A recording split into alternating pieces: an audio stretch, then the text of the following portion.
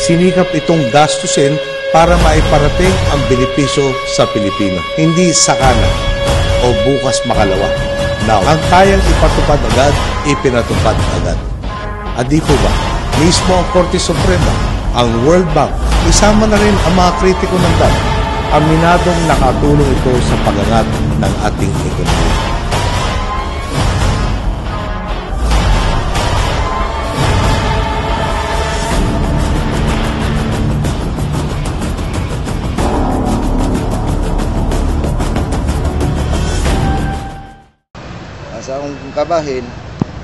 Sa akong kabahin, wala man na lambo, pero maumay hanggi istorya, mantay mahimo kay buburi man ta.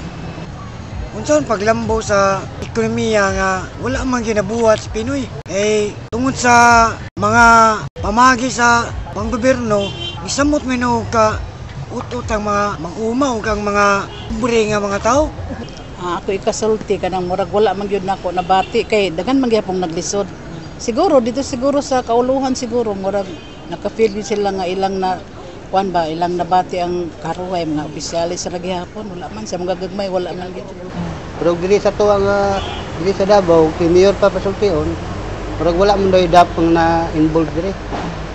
Pero kabahin na magtangka sa ubang lugar, kasi sa ato dili sa Davao City wala man makuan.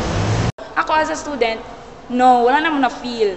No, kay ang tuition fee increase and other miscellaneous fees nag-increase jud siya yearly. So, makatarungan ba na gina-privatize na to ang education? Na-feel ba na to? Wala. Kasi sige lagtaas ang ang tuition, pero ang sweldo sa mga magpapa nag-increase ba? Wala. Hindi nararamdaman sa komersyalisasyon ng sistemang ito ang sinasabing paglago ng ekonomiya ng bansa. Kung talagang lumalago mo ng ekonomiya, bakit hindi pa rin accessible ang edukasyon? Bakit marami pa rin estudyante ang nagsasabing hindi nila kayang tustusan ang pag-aaral nila? Akong ikasugyot ni Presidente Pinoy, Mr. President, ang akong sugyot isara, dapat unahon ninyo ang kapobrehon sa tao. Kung imong pasagdan ang kapobrehon sa tao, musamot, muribildi sa imo.